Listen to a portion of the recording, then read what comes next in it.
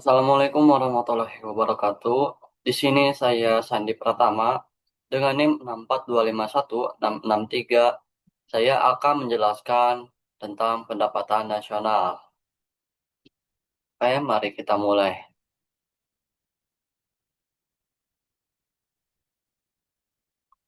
Nah, di sini ada pengertian pendapatan nasional.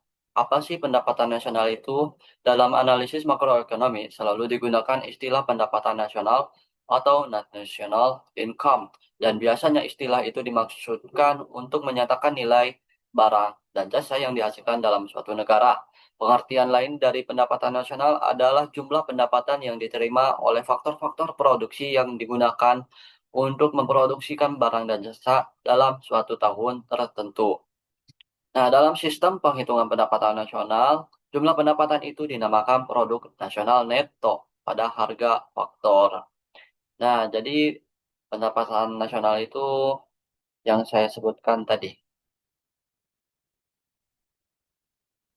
Selanjutnya ada pendapatan nasional dihitung melalui pendekatan pengeluaran. Penghitungan ini menggunakan rumus yaitu Y sama dengan C tambah I tambah G tambah X dan M.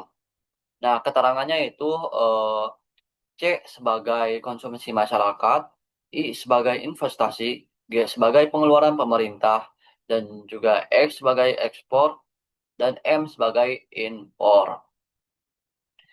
Nah, kebetulan kami studi kasusnya itu COVID-19. Nah, jadi di sini saat pandemi, pendapatan nasional ada beberapa hal yang menurun, seperti ekonomi, investasi, dan lain-lain. Contohnya, konsumsi turun, investasi melemah, ekspor menurun, dan akibatnya pendapatan nasional juga ikut turun. Oke, sekian dari saya. Terima kasih. Selanjutnya akan dilanjutkan oleh teman saya.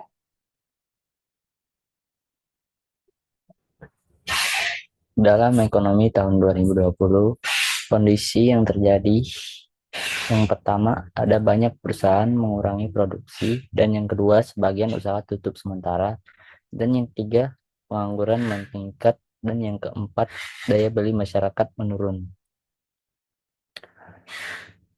Dan data utamanya, pertumbuhan ekonomi Indonesia tahun 2020 minus 2,07%. Kontraksi ekonomi terbesar sejak krisis 1998. Sektor yang paling terdampak yaitu ada 4. Yang pertama ada pariwisata, seperti wisatawan menurun drastis dan hotel dan tempat wisata sepi. Yang kedua ada transportasi, seperti pembatasan perjalanan dan pendapatan transportasi turun. Dan yang ketiga ada UMKM, banyak usaha mengalami kerugian dan ribuan usaha tutup. Dan yang keempat ada manufaktur, produksi terganggu, rantai pasokan terhambat.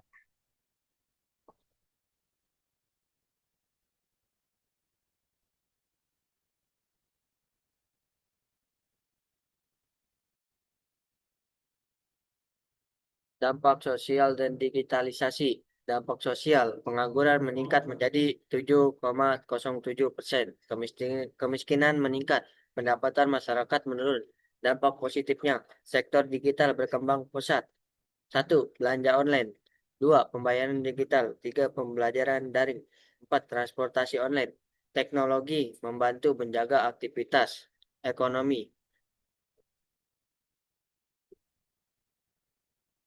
Upaya pemerintah, program pemulihan ekonomi nasional PEN, bentuk bantuan, bantuan sosial, subsidi upah, bantuan UMKM, insentif pajak, program vaksinasi.